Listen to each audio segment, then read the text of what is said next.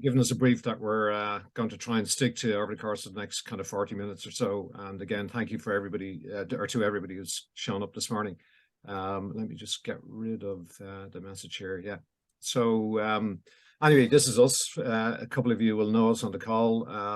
My name is Peter McPartlin, obviously, and my background is primarily marketing services, so agency life.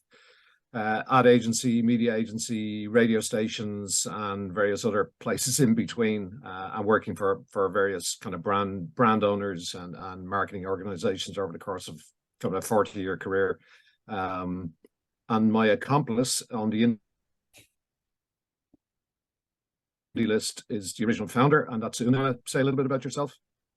So my background is in advertising. I worked with Peter back in an ad agency in around sort of 2000, and then in 2005 I went out on my own as a freelance consultant, a kind of an intermediary between clients who were looking to procure and manage new agency partners. I did that for 10 years before myself and Peter got the band back together, and we set up the indie list. So we'll talk about the indie list in a couple of minutes, but it's not just about kind of the indie list, and we're going to talk generally about freelancing and contracting because that's the topic of today. But just to give you a quick 30 seconds on the indie list, this is an accidental business, and I suppose it's a bit driven, I suppose, by the sentiment around Ireland Together as well. It's trying to do something during that awful period when COVID hit and hit so many people's livelihoods, as well as obviously hitting their health as well. And it was designed to help our friends, primarily people that we would have worked with or known, our former colleagues who effectively lost everything during COVID, or at least lost all of their work when COVID hit. And it was driven by that. So no grand plan, help people that we know. We're not frontline workers, but we know a little bit about the marketing industry. So it was designed to kind of it was really a kind of a pro bono initiative that we started up, and it has developed into a business, but we'll talk about it in a bit more detail. But really at its core, and this is the thing that we've tried to nourish and preserve from day one, is to try and maintain and expand the Irish marketing services ecosystem, because the focus tends to be generally on people in marketing departments at one end and agencies at the other. And there's so many people working in both parts of that side of the market. But there's that kind of unseen part of marketing services, which is the freelance sector, which is generally unrepresented, unmeasured, and often forgotten about, and doesn't have the safety net of full-time employment. And they're the people that we try to represent, at least from a marketing services industry point of view. So we'll talk a little bit more about the indie list later on, but really what we want to try and do is give you a sense of around a couple of topics here. Why are more people moving to freelance or contract work? And I think for a lot of people who reach a certain point in their career, they're wondering, is this a sustainable way in which I can earn money? And we would say it is, if you have your game face on, if you approach it in the right way. So we'll talk about that later on as well. Where are the talent opportunities? They're not just in the marketing services area, and there's a lot of freelance work and contract work going in so many different sectors and industries. Again, we'll touch on those along the way as well. And spoiler alert, why should SMEs hire this way? Absolutely, because I think increasingly the way in which the pressures that exist on so many different enterprises, large, small, medium, it doesn't really matter. Everybody is under the same challenges, particularly when it comes to talent and making sure that their business is fit for purpose. We believe that freelance or contract people can contribute in an amazing way now to helping those different industries or sectors or businesses. And then we'll talk a little bit about the indie list along the way. Let me just talk a little bit about the rise of freelancing.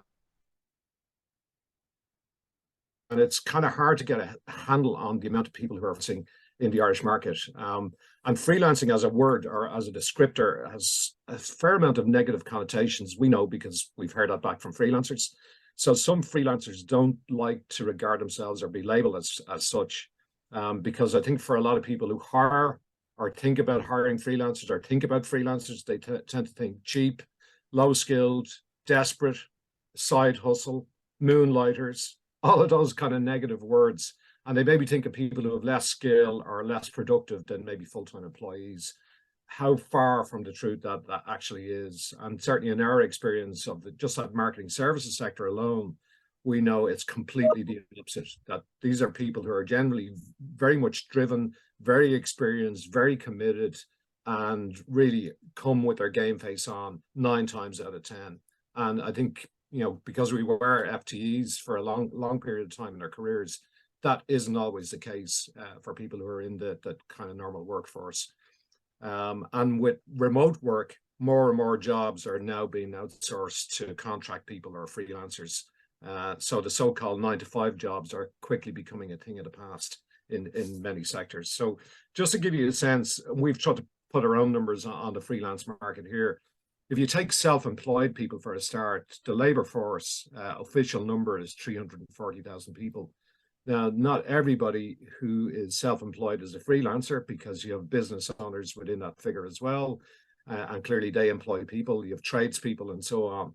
So not as say every self-employed person is a freelancer, but every freelancer is a self-employed person. So if we take the UK figure, which is about 40%, the UK are much better at measuring the extent of freelancing than we are in the Irish market. So about 40% of the self-employed market in the UK are freelancer, categorized as freelancers. That means there's about 140,000 of them in all shapes and sizes, in all forms, across all industries in the Irish market. So they can range from food delivery drivers to management consultants who work solo but are there to do a particular job, and they're working for themselves. Trying to put a value on that is almost impossible in the context of Ireland, because again, the numbers just don't exist. The Department of Enterprise, the CSO, don't regard freelancers as an individual sector. They look at self-employed. So what we have here is a value of the global freelance platform market. So if you think of, and you've probably heard of companies like Fiverr and Upwork and TopTal and so on, and specialists into the areas of technology and marketing and so on, the value of that market is now looked at somewhere in the region of $3 billion. And that's what it's generating worldwide, and it's growing by the new time. And what we're seeing is more and more companies using talent platforms to hire freelancers or contractors. In the case of what's called a project economy in Ireland, so this is no disregard, not disregarding people who deliver food and so on, but people who are actually engaged in professional full-time freelance employment. It divides into 2 areas. One is short-term work, which is about 15%, and the other is long-term projects. So people are engaged over a longer period of time. So the short-term segment of the market, as you can see, it's 1/5, if you like, of what the longer-term one is. It's typically short duration work. It's very much input focused. It's done over the course of maybe 2 to 3 weeks or 2 to 3 days or a couple of hours or whatever it might be. And in terms of value, it's about 15% of the total. Now, we have to be honest, this is kind of the area that we spend most of our time in from a marketing services point of view. People who are hired in on a short-term basis. But there's a large part of the market where longer-term projects, people engaged over long-term contracts of 12 months or more, and they typically are continuous engaged work, as it says there, where the contractor tends to work with employees to help them to reach particular performance targets. And again, we all know people like that, and maybe some of you on the call are engaged in that type of work. These figures, by the way, come from people that we work with very closely, Contracting Plus, who are a financial organization who help freelancers get paid on time and so on. And again, just to give you a sense of how varied this freelance market is, we operate in a particular niche, which is marketing services. There are so many different platforms. The big ones, the Fiverrs and Upworks and TopTal and so on, are the ones that most people hear about. These are the ones you don't necessarily hear about, and they span everything from hospitality to web design, e-learning, tech, and they're not all represented just on this little infographic. There's so many different companies that we've come across and that we haven't come across, but we know of. So it is a massive market for talent. And the reason why most people are now freelancing, or sorry, a lot more people at least are freelancing, and it largely comes down to the thing that we see on all of these surveys, and this is one that we've just done amongst our own community, are these two things of flexibility and independence. They basically reflect the way in which a lot of people who've maybe been there, bought the t-shirt, done the 9 to 5 or the 8 to 6 for their life, or up to now in their career, have said, no, I don't want to work that way anymore. And I think COVID has definitely forced people to rethink the way in which they want to live their lives and fit work in as part of their life, as opposed to the other way around. So that independence and flexibility, but also the variety of tasks and clients and work that freelancers generally get involved in, are all of the things that kind of move people towards engaging in freelancing or choosing freelancing or contracting. And the other thing what's happening as well, and look, you don't need us to tell you, but the noise around kind of big multinational companies or companies that are regarded as kind of safe havens for employment and, you know, careers and big salaries and so on, the mood music around all of that has now changed, as we all know, based on recent news headlines. So what people are now expected to do in those companies, and the mood music around that has completely changed. And I think it's caused a lot of very skilled people to kind of reevaluate, is this the way I want to kind of progress my career or continue or behave in this way? Is this a type of employer that I want to work for? And a lot of them are putting up their hands and saying, no, it's not. I want that focus on flexibility, on work-life balance, on family and independence and everything else, all the things that you would hope to get out of a really, great career, as well as having the work-life balance that goes with that. The reason why more employers are hiring freelance and contract people largely come under kind of 5 areas. The first one is cost, because hiring on demand, as it says there, for just the right amount of cost and time required makes a huge amount more sense for companies than it did before. The time involved in hiring people, look, we all know how long it's taking companies to hire people of in a particular discipline or a particular skill set. And frankly, a lot of companies just don't have that time anymore. They want to get to a quick decision and almost de-risk it really, really quickly as well. So the time issue is really key. The performance thing as well. Up to now, a lot of companies, particularly SMEs, just haven't been able to afford people and also to access really high quality individuals on a short-term basis. And what we've tried to do with, a company like the Indie List and lots of other companies like ours is provide that facility for companies to do that, to hire the best talent. Don't have them on your books, but have them in a way that they want to work and the way in which you need them to work for you. There's also that skills blend thing as well. Again, using freelancers to add the right combination to an existing team. And that could be a combination of experience or particular skill sets. And the final one is low risk. It's de-risking the hiring of people so that everybody knows what a contract is when you take somebody on a freelance or a contract basis. And effectively for freelancers, you're really only as good as your last gig. And so the most professional freelancers know that they're bringing their A game literally every time that they come to the table with a client. Let me talk very quickly, and I'll hand over to Una, just in relation to Irish marketing services. So look, we know that the Irish market for a lot of people has been the home to big tech, and look, they've been brilliant employers and they still continue to be, and by the sound of it will continue to be for the foreseeable future. So despite all of the noise in the last couple of weeks where employees have been let go and people like Intel are talking about kind of downsizing and so on, they are still a huge important part of the economy of Ireland, and hopefully they'll remain as such. But I suppose one of the downsides of having so many big tech companies in the Irish market that we have seen, and I'm sure a lot of other sectors, hoovered up a lot of the brilliant talent that has existed locally and has come out of universities, or people have come to the Irish market and so on.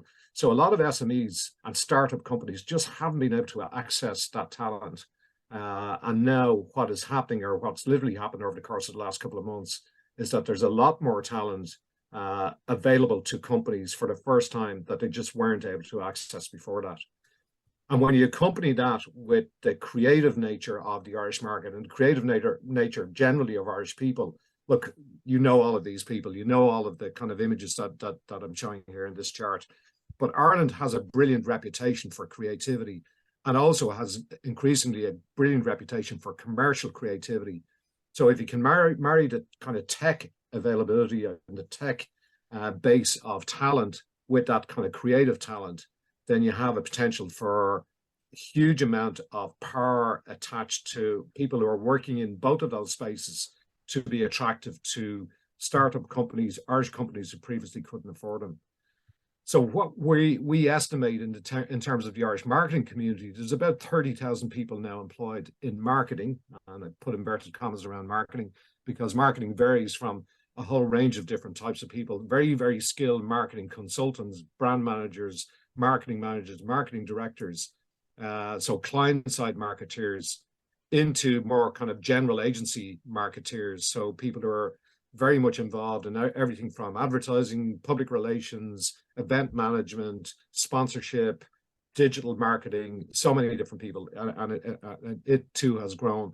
But the people that are forgotten about is the 25%, and we reckon there's about 7,000 people involved in marketing services in the Irish market, and they're the people, as I say, that we're trying to represent and cater for and provide if you like, a forum for as well, and a support network, because it's not just about helping them to earn. So look, I've spoken enough. I'll hand over to Una, and she'll give you a little synopsis on the indie list. Una? Are you, thanks, Peter, are you happy to keep on driving? I'll keep on driving, yeah. Keep on driving the bus, so that's great. Thanks very much. You know, we all can remember that day, I think it was the 12th of March, where in my own particular situation, I was sitting in a meeting and I got a text message from my son's school to say, lockdown, come and collect your child. And after that, like so many self-employed people, my pipeline completely dried up and work fell off a cliff.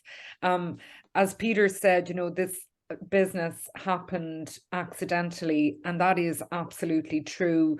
We were, you know, the Indie List started off as a pro bono initiative to help our kind of former colleagues and friends who had been really impacted by that first lockdown, whose livelihoods had been, you know, kind of very significantly affected. And we wanted to do something that was going to, you know, kind of support where we could an industry and a bunch of people who were being very badly affected.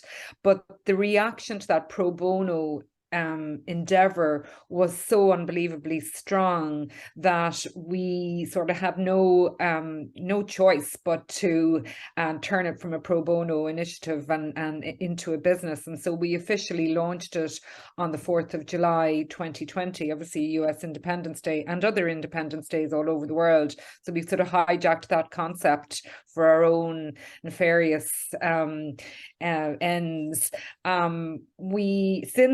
Since then, so that's 2.5 years ago. Since then, we have been working really hard at bringing a lot of structure to what is a very disparate freelance talent sector. We've invested in a piece of technology that allows us to add that tech layer to match our human touch and our knowledge and experience. We're making it easier and more efficient for clients to access new specialists. We're applying quality controls so that we can vet and shortlist our community, and we're adding value and community for freelancers through learning events and connecting events. And we're building a better understanding of the types of talent that clients need access to by going out and talking to people. So we started on the 4th of July 2020 with 55 people on a very badly formatted Excel worksheet, and we now have a community of 1,200 people right across the spectrum of skills within the marketing, communications and e-commerce sector. Of our community, the vast majority are based in Ireland, although we have a number of people who are based in South Africa, in mainland Europe, in the UK and in South America. And in fact, we actually see more and more Irish people who are operating as digital nomads. So they're based out in Malaysia or Mexico or Central America, and they're working here with Irish clients. Within our community, the average amount of time spent working in industry is about 14 years. So, you know, we are talking about people who have a lot of experience working in industry. And even though it's a kind of an interesting observation for us, even though the indie list is primarily concentrating and doubling down on freelancing, there are probably about nearly 20% of our 1,200 who are actually open to a full-time permanent position.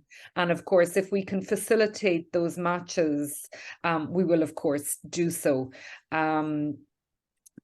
In terms of how our community describe ourselves, it is kind of interesting because I think the term freelancer sometimes carries a little bit of negative baggage because, as Peter said earlier, you know, probably the majority of the work we do is with clients who are in you know, they're kind of using us in a break glass in case of emergency. They need somebody in quickly who can fix a particular problem pretty swiftly. Having said that, there's about 61% consider themselves full-time freelancers. Nearly 20% are full-time freelancers who are looking for a permanent job.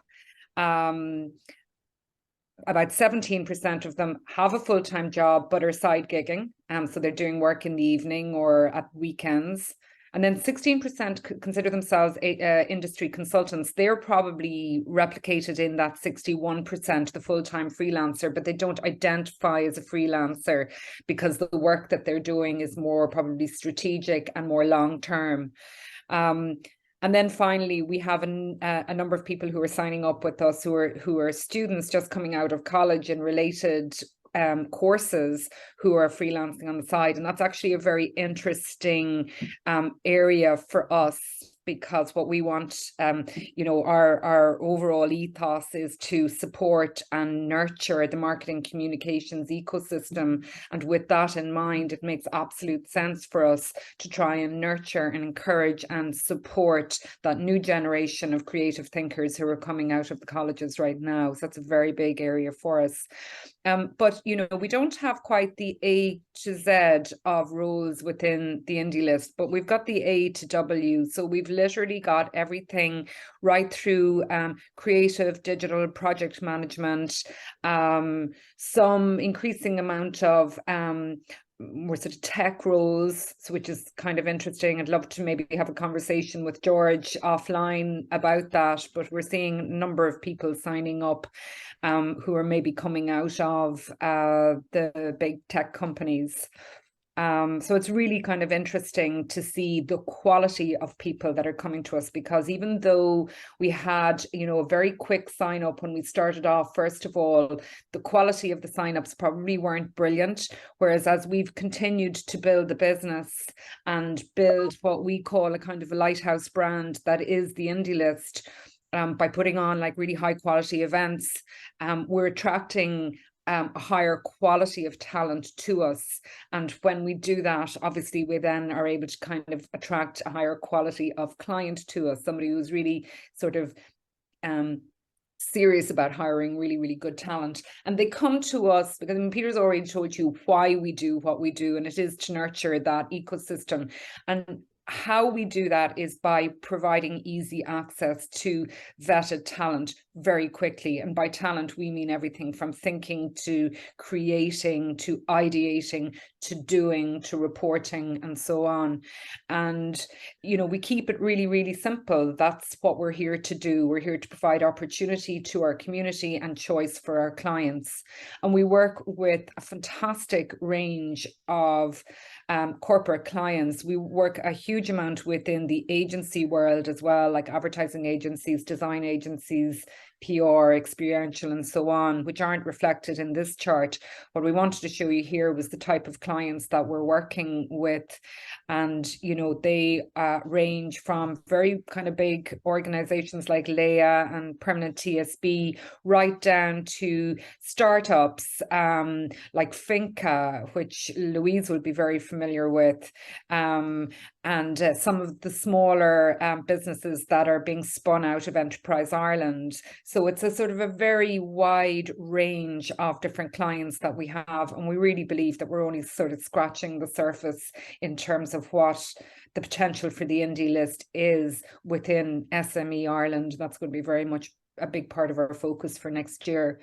I'll just very briefly tell you how we work, because we do kind of try to keep it quite simple.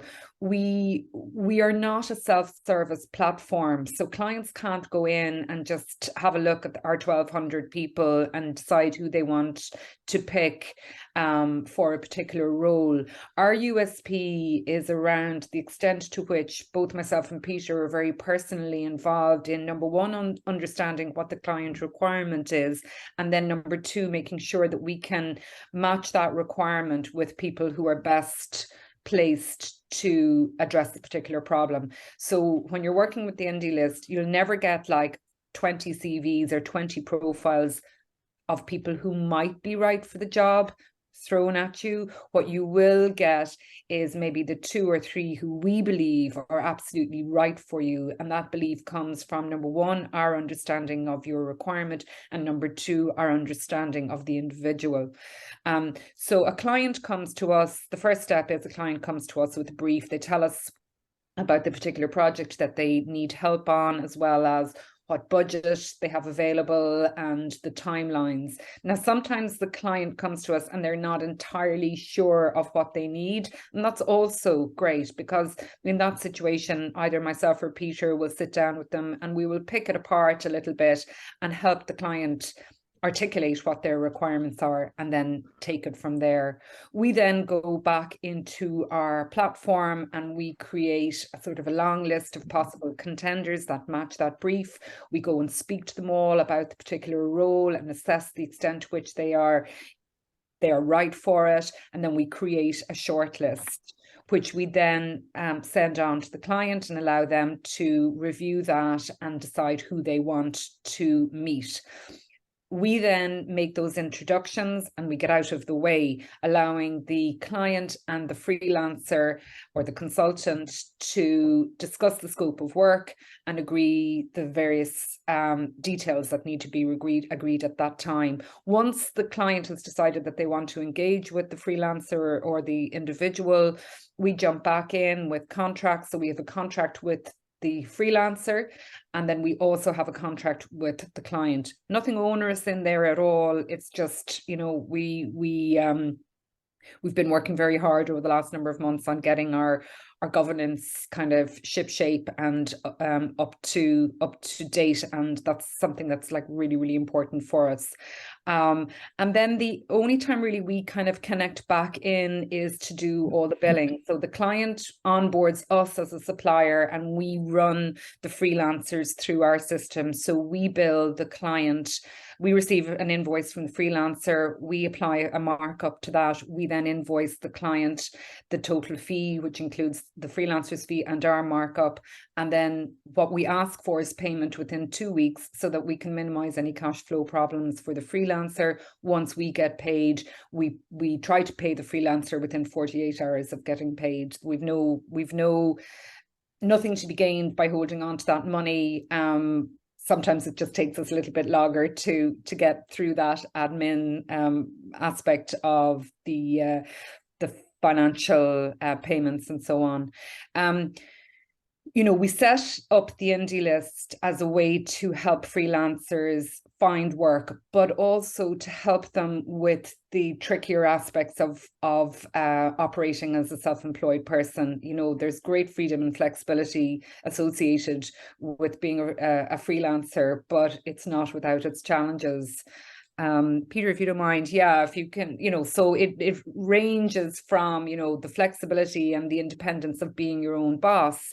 But obviously that puts huge demands and increased pressure on you. You know, you probably have come from a situation where you had somebody to do your IT and your billing and everything relating to your pension. Now you have to do all of that yourself. Fantastic advantage for working for yourself in that you can choose the clients that you want to work with. Having said that, finding the clients, networking where the money is, and finding those clients that are actually going to pay you well, fairly, and on time is is a bit of a challenge. So you have to be okay with that. You know, you can control the amount of work that you have, but you don't have a great sort of line of sight of a pipeline, and it can be unpredictable and certainly very susceptible to market forces. On the plus side, there's, you know, you get the potential to work with a wider variety of work and broader exposure to different types of businesses and clients. But having said that, it can be inconsistent and the relationships with clients can be more transactional. There's also a lot of working on your own, which doesn't sort of suit everybody. On the plus side, you get to set the price of your work and you put value on your skill set, but you don't have the benefits, holiday pay, etc., and that can result in cash flow issues. So we're very, very mindful of all of those challenges and those pain points associated with working as a freelancer. And we know this because we've experienced it ourselves. Like both myself and Peter have worked as freelancers in the past, and we know the challenges. As Peter said, we did a survey there recently. It's our third survey since we started, and we're going to continue to do this every year because it helps us work out what our freelancers really want from us and how we then can build our business around that. And what we know is that our freelancers want to earn, they want to learn, and they want to connect. So obviously the earning, that's like fairly straightforward. You know, we will put them forward for contracts that best suit their talents. Earning and learning is a huge part of the work that we do, and it's a really, really important part of building a community, as you guys in Ireland Together will know. And we have put on, like, we spend a huge amount of time putting together regular practical learning sessions. We call them our LOL sessions, which means learn over lunch. We thank Peter for that one. But we put on LOL sessions every 2 weeks. And they're just an hour session over lunchtime. We usually bring in a speaker and we talk about everything from business development, how to network, how to market yourself, how to price yourself. And even, you know, we had a really, really fantastic session at the start of October where we brought in a couple of our good friends, accountants, who were able to talk about what you needed to do to get yourself ready for end of year tax returns. And that is just like such a useful topic for so many self-employed people who, if they're anything like me, are absolutely allergic to that whole side of operating as a business. And we do all of the sort of the practical stuff, but also some of the softer stuff as well, which is around, you know, kind of looking after yourself in tricky times, and, you know, your mental health and your mental well-being, and how important it is to protect and nourish that. One of the big things for us this year was creating and finalizing a collaboration with the fantastic people at Contracting Plus, who Peter mentioned earlier on, but they are a firm of accountants and tax advisors that help contractors basically professionalize themselves under a limited company structure. So within that, there is all sorts of practical advice on everything from tax to pricing and pensions and so on. But they can also give access to huge amount of free courses online, which are all very much designed to support the self-employed person. And that's been a fantastic collaboration for us in this year. But we put all of these resources onto our website, all of the thought leadership that we find on the internet. We steal with glee and republish on our platform, but we also get our own community to write some sort of thought leadership pieces that we can then sort of push out. And we include all of our LOL sessions, all of the learning. We can provide links to that on our website. And so our website is designed very much to house all of that information, to be that kind of lighthouse for people. As somebody else described it, as a sort of a soft place to land for freelancers. But we very much practice what we preach. You know, there's myself and Peter who are full-time in the business, and then I mean, we do a huge amount of work that we wouldn't just be able to do on our own. So we've everything from the development of our website and the design of that, all of the elements of our finance, our SEO and our SEM, and then the community management. And with a community of 1,200 people, that is very, very time consuming. So we have employed all of these people as freelancers, and will continue to do so, and that just works absolutely brilliantly for us and hopefully for them as well. Peter, I'll hand back to you. Right. Yeah, thanks for that, Una. Yeah, look, I'm conscious of time. Let me just finish up with a couple of observations in relation to opportunities. So we can talk clearly, we know the marketing services area well, but I wanted to give you an indication of what we're hearing in other sectors as well as to where the opportunities lie for really talented people with different sets of skills. The first point I suppose I'd make is that, you know, we're hearing at the moment, oh, sure, more companies are letting people go. There's just not enough jobs around anymore. How far from the truth is that? Like on last Friday, for instance, the Department of Enterprise and CSO published the latest unemployment data. So we're down now to 4.4%, which, as it says there, is the lowest rate in 20 years. So effectively, the people who know these things say that we're effectively at full employment. There's a hardcore of people, unfortunately, who are long-term unemployed. Maybe their skill set doesn't suit or their mindset doesn't suit, but unfortunately, they're not going to get work anytime soon. And you would hope that social welfare, the social services generally are helping those people.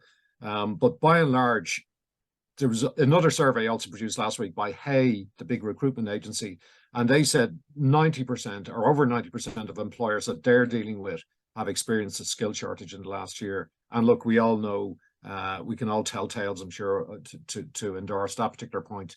And what's happening more and more is that companies are in this kind of never-ending cycle of competing and bidding up the cost of hiring full-time people. And what they're having to do now is to really consider the way in which blended talent, as in temporary or contract staff, fill in as part of their overall workforce. And the good news, again, last week, again from Hay, was that 90% of people said that they're planning to hire in 2023. So it's definitely not all doom and gloom when it comes to employment, despite what seems to be going on, particularly in the tech sector at the moment. And look, every day we're hearing it on news bulletins, we're reading it online, that there are so many different sectors that who are crying out for work or for workers with particular expertise. So these are not all low-cost jobs by any means. So every element of healthcare, the building industry, because of obviously the challenges that we have around building homes, engineering, hospitality, you name it, every sector seems to have a demand for talent. And unfortunately, the numbers just don't exist in terms of full-time employment. So whether we employ those people who are really brilliant contractors or freelancers, or hire more people from overseas to do those jobs, there's no way in which we're going to satisfy the demands of the economy and the way the economy looks as if it's going to continue to expand over the course of the next 12 months. So the areas that we're seeing opportunities in increasingly for freelance people are firstly in marketing and tech. So marketing, content creators, people who are really good specialist writers. So anything around fintech, sustainability, martech, e-commerce, any of that, those type of specialist areas, there is such a demand for specialist writers in that area. Social media managers, because look, despite the kind of slowing up in social media usage, there's still a demand by a lot of brands and marketeers to have people who are really good at managing all of the new platforms, including things like TikTok, where the talent just doesn't exist to the level that maybe it should. SEO, because people want to get off the crack cocaine that is kind of paid Google ads. CX specialists, again, in the marketing area, really, really important. We're seeing it more and more by companies who just don't have enough of these type of people or have these people at all. And then clearly e-commerce, even though there's been a leveling off in the demand for e-commerce expertise, it exists still. In the tech area, more and more what we're hearing from people that we would be friendly with and would know within the tech area, things like cybersecurity, the UX area.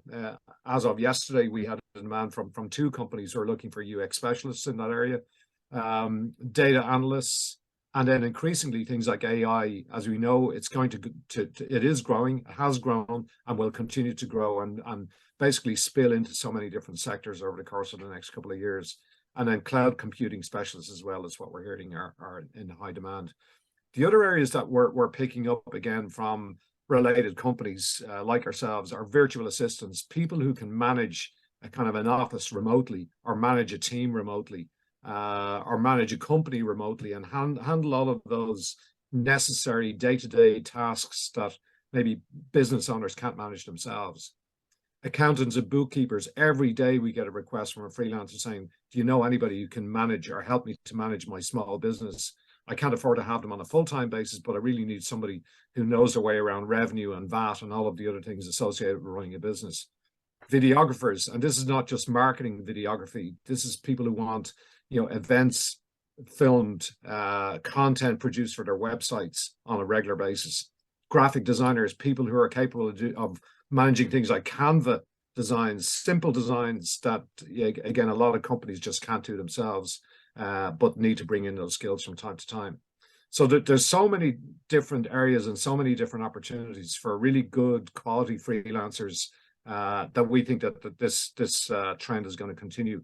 The other area that we're hearing more and more, and certainly we see it and hear it ourselves, is in the area of soft skills.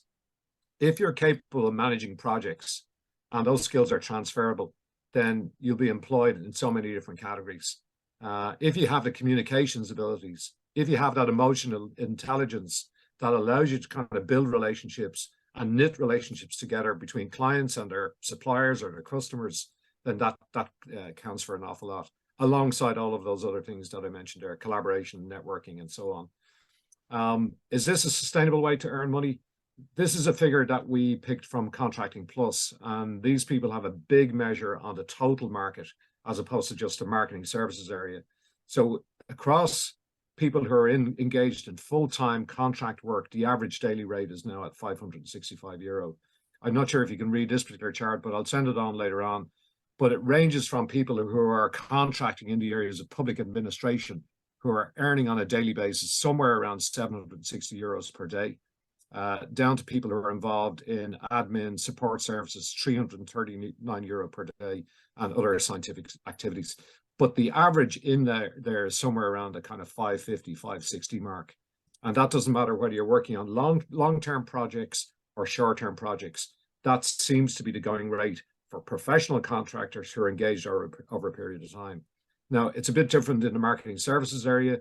What we've just picked up from our latest survey is that on average, across the base of roughly 1,200 people that we have, and a sample of those, the average earnings in totality is around 63,000 gross. There are a certain number of people, 12%, who are earning less than 30K, and they're generally people who are side gigging.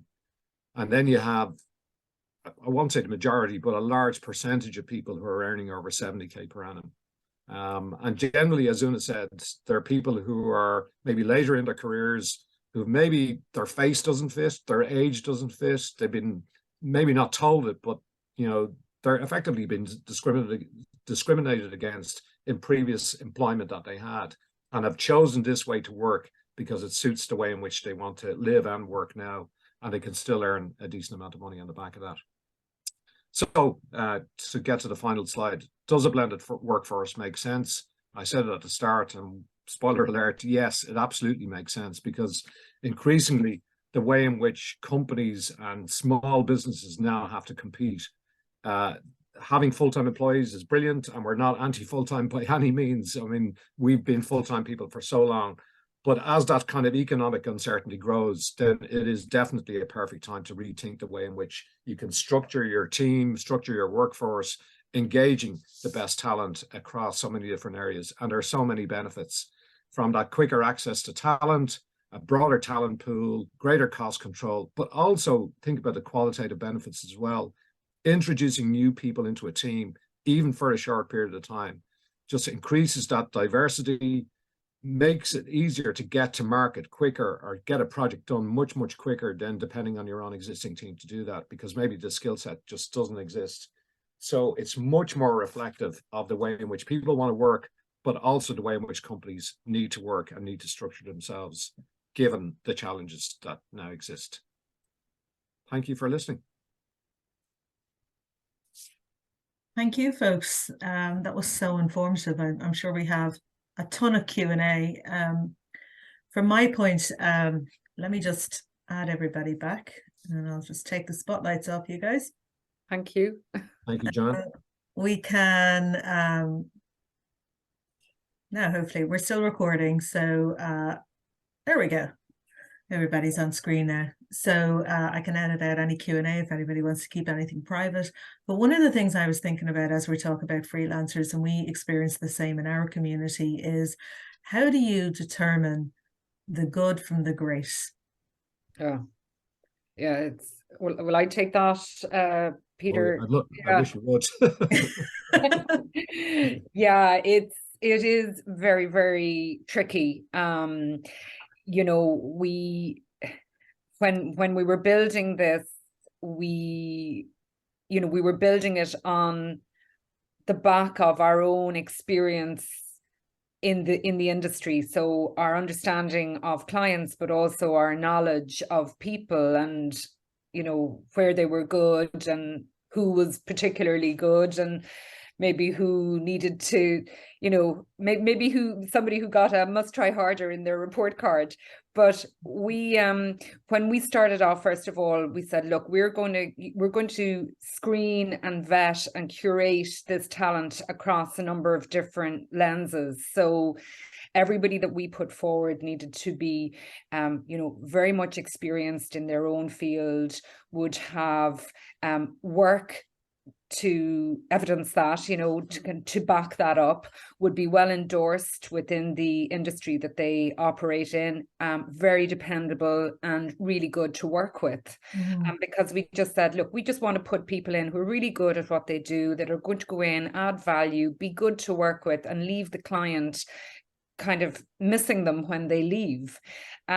Because we work in a very small industry, and because myself and Peter were so long in this industry, if we weren't immediately connected to the individual who was signing up, we were one step ahead. We were one step removed from them.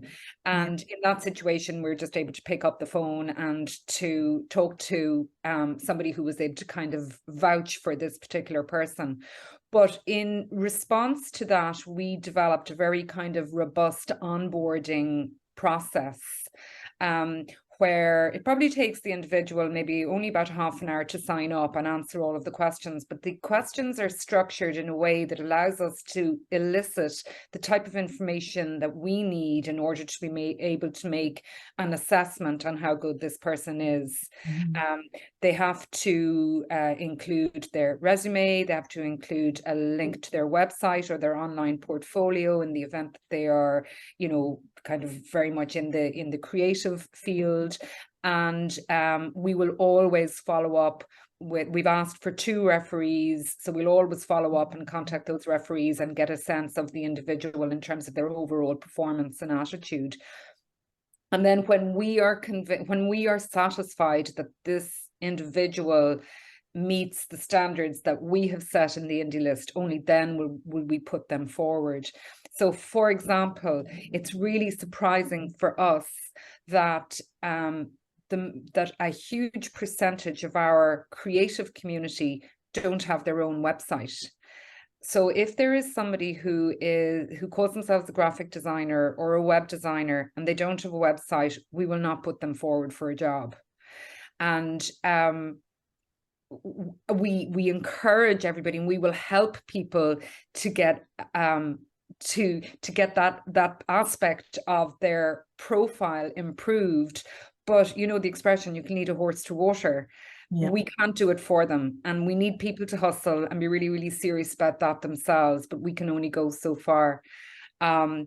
So that's a kind of a long-winded answer, I guess, to the issue of how do you kind of separate the wheat from the chaff, but it is a hugely important part of what we do because, as I said previously, we are high touch in our approach. So every single person that we put forward for a role not only impacts on the Indie List brand, but it impacts also on myself and Peter's own personal reputation, because that's effectively what we're putting on the line when we put somebody forward for a job.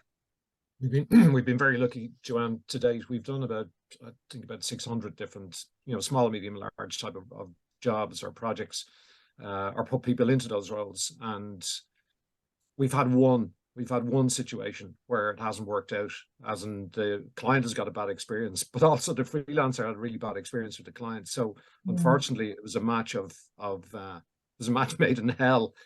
Bad client, bad brief, and a bad freelancer. And do you think that there's an element that, you have a gut feel for these things, that you're naturally staffing the right people on the job? Yeah, we never put somebody out unless we've spoken to them as well, because look, we've all been guilty of it, maybe slightly building up our CVs or whatever, but talking to people reveals an awful lot. So we never put somebody out, or never put somebody forward without having a conversation with them beforehand, just to make sure. As Una said, we quickly got beyond the 55 people that we knew at the start, where it just wasn't possible to know everybody who signed up. So as a result of that, we just had to get really strict on the criteria around putting people forward and making sure that they were the right people, because clients will never thank you for it if it goes the opposite way, Absolutely. But you're absolutely right, Joanne. I mean, the gut instinct is hugely important in this, and it actually saves a huge amount of time. Like, we had a situation a couple of weeks ago where a very big company was coming to us looking for a content writer, and we had a couple of really, really strong contenders. And of course, it was, we need them for tomorrow. They explained a little bit about the role and some of the people who were involved at the senior end on the client side. And so we had a very good sense of the personalities that were going to be in the room. And so when the client said, look, you've given me 2 people, who do you recommend? And I was going, well, both of them could do the job brilliantly, but candidate A, I think, would be better for the role because of their whole personality and demeanor. And that was really because I knew there were very, very strong people at the client side who may not respond very well to a very forceful individual coming in to take this brief. So really the match was made, not just like we sort of assumed that the technical competencies were there, but it was really kind of like a relationship thing. Who is going to settle into this team and add value as opposed to create conflict? And that was I think Joanna's obviously disappeared. Oh, you're back. Oh, sorry. I thought you were gone there. But so that gut instinct is really important. Yeah. I've got Jeff and Mindy. Did you guys want to ask a question? Yeah, I just had a quick question. Thanks for sharing more about what y'all are doing, Una and Peter. Do you see yourself expanding the complement of services that you might try to offer through the list? I noticed it looked like you had a couple things maybe on there that you don't have on the website currently. Yeah, I mean, what's happened, Jeff, over the course of the last couple of months, and even pre the whole kind of tech fallout, is that we've seen more tech people sign up, and maybe it's a function of the nature of what we understand with freelance tech people or contract tech people, is that they tend to sign up for a number of platforms, keep their options open, so they'll go obviously to particular specialists in that area, but increasingly what we're seeing is that agencies and companies are looking for tech people as a kind of an ancillary to their marketing departments or to their marketing services. And because those skills have never really existed on the agency side at all, So in answer to the question, we're very much, look, we have 1,200 people. We reckon there's about 7,000 marketing services. There's not jobs for everyone, unfortunately, in marketing services, but there's a lot more headroom for us to grow within that kind of marketing services category. But it's not to say that there's kind of related sectors or related roles in that kind of MarTech space where, you know, we've mentioned the UX UI thing that comes up all of the time, and it's come up almost from day one in it since we launched the indie list as a requirement that agencies and clients have, that we feel is kind of it's blurred lines, if you like, between maybe a tech sector and the marketing sector, you know, but yeah, marketing for the moment. Yeah. I think for us, Jeff, just to add to that, you know, we know this world fairly intimately, and that's a massive advantage to us in moving quickly and with agility, whereas we don't know other verticals, as you know, in any level of detail that we think would be sufficient to expand it out into another vertical at this point. But definitely there's a huge amount more that we can do that actually sits with our overall mission of creating and sustaining a very vibrant marketing services ecosystem in this country. And we think that that's around young talent coming in and maybe older talent and using that talent in a slightly different way. So we're exploring those kind of two options for next year, as well as really kind of just going out and, you know, kind of peddling our wares in front of SME Ireland. Yeah, well, as a, you know, as a person who does work with small companies that utilize not necessarily folks that we've gotten from the indie list, but a very similar kind of model in terms of some of the labor that we use. You can see some of the real advantages to it. And I think given that we're at a, you know, a transition point for many people where they're just, you know, they're tired of what traditional organizations offer, which in many places is tantamount to living under a dictatorship, despite the fact that, you know, we feel like we live in a free society, but yet we don't at work, where we spend like half our waking time. Exactly. I think you've, you know, hit on a really great opportunity. So thanks for sharing today. Yeah. Right. Thank you, Jeff. Thanks, Mindy. I also think that a lot of people have, you know, different strokes for different folks. Some people like security and they're like, you know, they're happy to work under Elon Musk when he said it's going to be hardcore. And some people have a different set of values, and they greatly value their flexibility and their independence. And, you know, it just makes sense to be able to blend the two.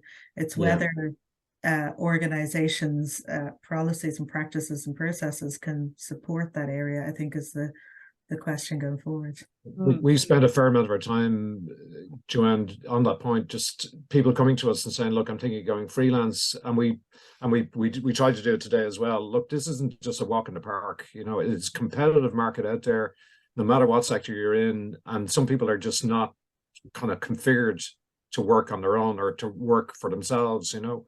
So it all sounds great in theory, and you hear the great kind of stories about really successful freelancers who are doing six-figure salaries or six-figure earnings. They're probably the exception in a lot of cases. So, you know, we give people a kind of realistic view as to what's involved here.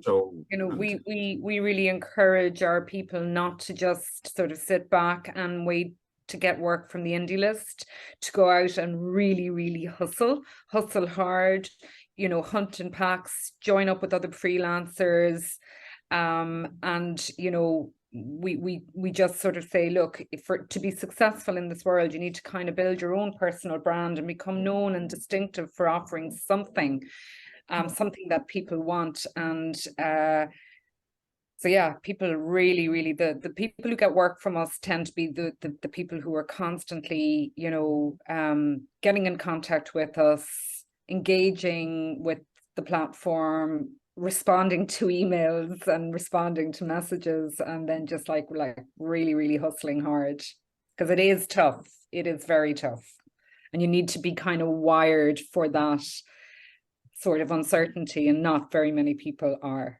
Only the really brave ones are. I think I'm one of them. We're all of us here, we're all entrepreneurial, so we're all in the same boat. Just want to open the floor to anybody else who might have a question. George, was there anything there that resonated with you in terms of, is there similarities in your business? You're on mute, by the way. Let me see if I can unmute you.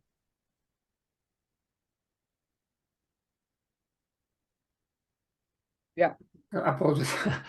It's very similar what we do, but the difference is that we work with the IT contractors, and they are based in Eastern Europe, in Ukraine and Belarus in particular. recently, when the war started, our talent base moved a lot to the neighboring countries, to Poland, Georgia, Kazakhstan, Azerbaijan, and other countries. But yeah, the processes look very similar to us. When the client comes to us with the requirements, we go to the relevant segment of our talent pool, see who is available or will be soon. And if we haven't worked with the candidate before, we vet them, we check their CV, references, check their English level. And then if we believe they're a good fit, then we send the shortlist to our client. And then from that point, they can interview them, give them technical tests, live coding assignments, whatever usually clients do when they hire.